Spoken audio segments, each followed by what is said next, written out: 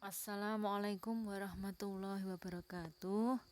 Alhamdulillahilladzi hadana li hadza wa ma kunna linahtadiya laula an hadanallah.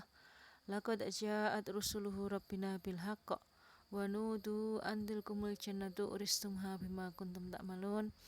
Asyhadu an la ilaha illallah wa asyhadu anna Muhammadan abduhu wa rasuluh sallallahu alaihi wasallam wa ala alihi wa ashabihi amma ba'da.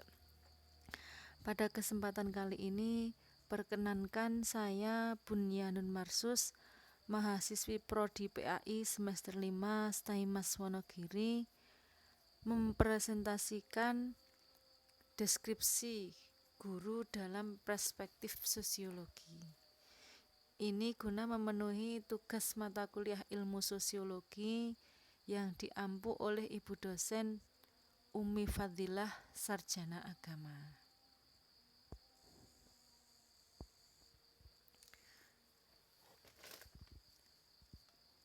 Di sini akan saya jabarkan pengertian guru.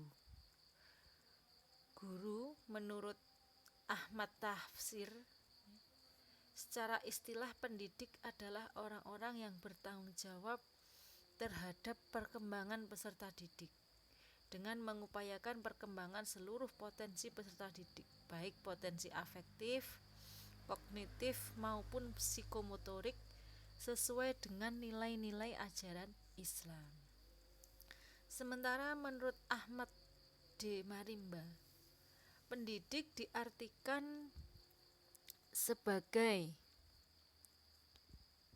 orang yang memikul pertanggungjawaban untuk mendidik, yaitu manusia dewasa yang karena hak dan kewajibannya bertanggung jawab tentang pendidikan si terdidik atau peserta didik.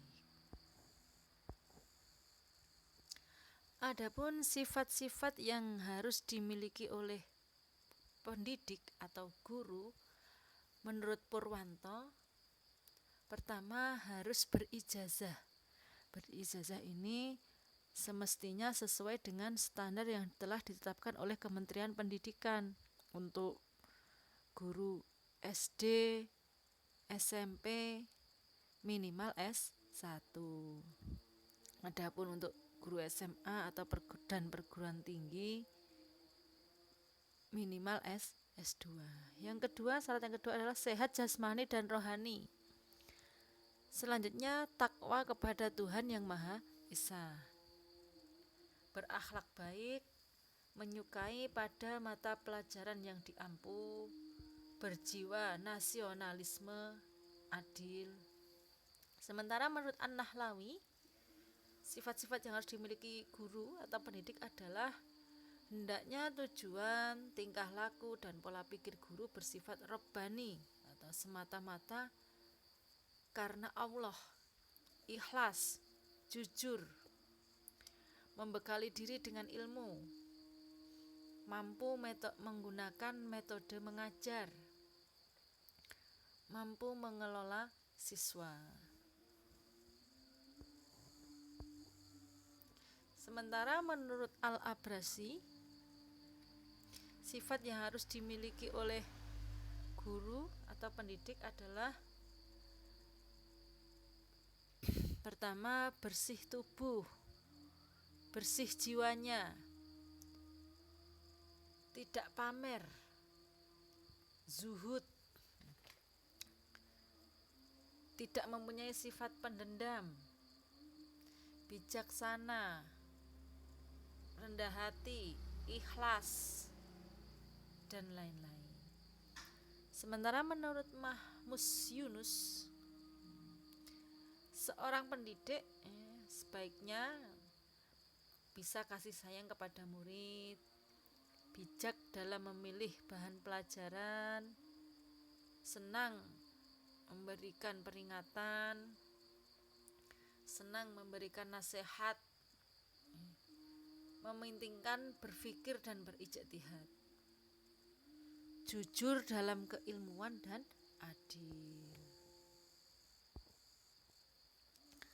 Adapun kompetensi guru,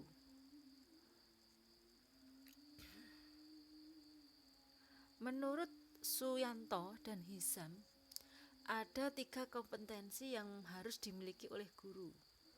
Yang pertama yaitu kompetensi profesional, yang memiliki pengetahuan yang luas dari bidang studi yang diajarkannya, memilih dan menggunakan berbagai metode mengajar di dalam proses belajar mengajar yang diselenggarakan.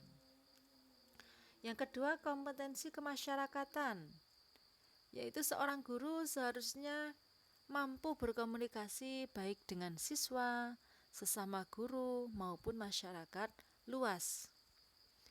Yang ketiga, kompetensi personal, yaitu seorang guru memiliki kepribadian yang mantap dan patut untuk diteladani. Sementara menurut Peraturan Nomor 14 Tahun 2005 tentang Standar Nasional Pendidikan, seorang guru seharusnya mempunyai 4 kompetensi. Yang pertama yaitu kompetensi pedagogik.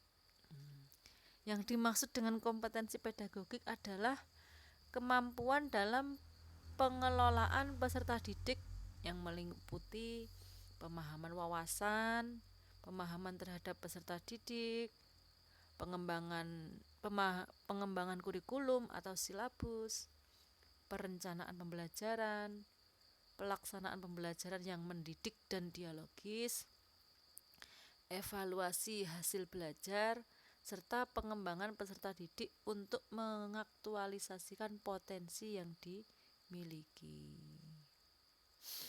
Yang kedua adalah kompetensi kepribadian. Yang dimaksud adalah kemampuan seorang guru dalam hal kepribadian yang memiliki pribadi yang mantap, stabil, dewasa, arif dan bijaksana,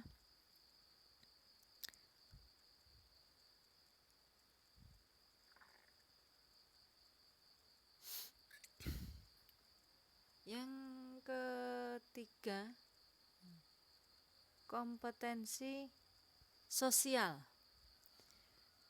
yaitu yang dimaksud dengan kompetensi sosial adalah kemampuan seorang pendidik sebagai bagian dari masyarakat, diantaranya untuk berkomunikasi dengan lisan dan tulisan, mampu menggunakan teknologi komunikasi dan informasi secara fungsional, bergaul secara efektif dengan peserta didik, sesama pendidik, tenaga kependidikan, orang tua atau wali peserta didik.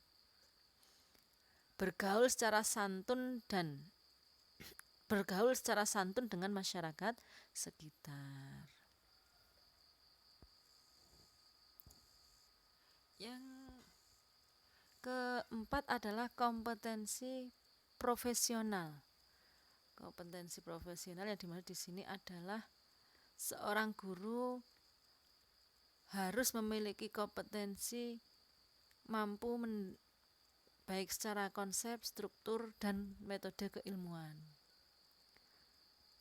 Menguasai hubungan konsep antar mata pelajaran terkait. Mampu menerapkan konsep-konsep keilmuan dalam kehidupan sehari-hari. Kompetensi secara profesional dalam konteks global dengan tetap melestarikan nilai dan budaya nasional. Fungsi guru.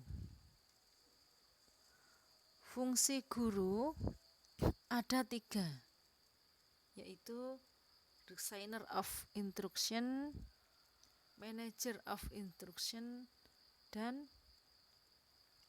evaluator of student learning. Yang pertama yang dimaksud dengan designer of instruction adalah guru sebagai perancangan pengajaran. Di sini guru dituntut untuk senantiasa mampu dan siap merancang kegiatan belajar mengajar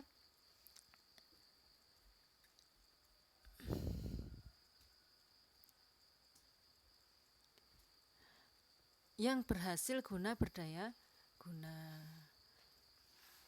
Yang kedua, guru sebagai manager of instruction.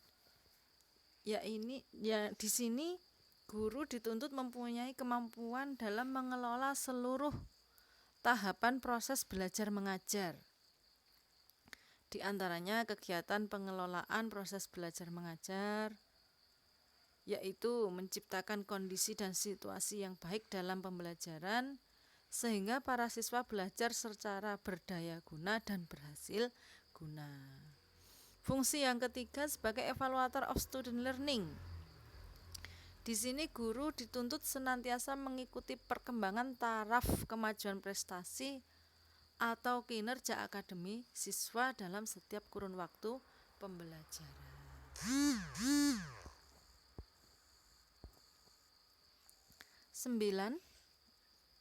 Selanjutnya, 9 peran guru. Menurut W.F. Connell, peran guru diantaranya guru sebagai pendidik.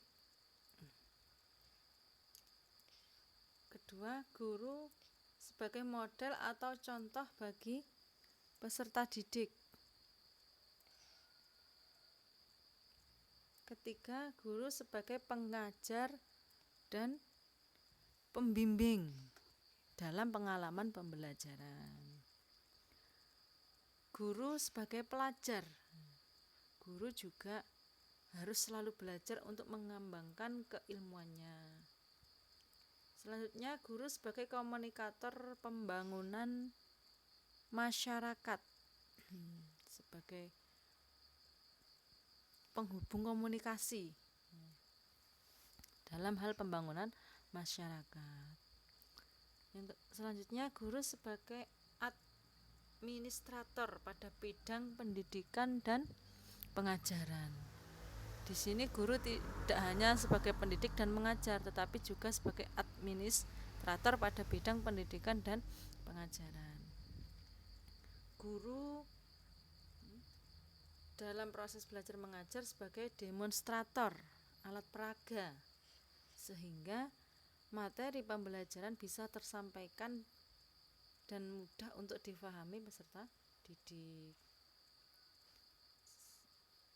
Guru sebagai pengelola kelas atau learning manager. Yang terakhir, guru sebagai mediator dan fasilitator. Demikian penjabaran tentang deskripsi guru dalam perspektif sosiologi.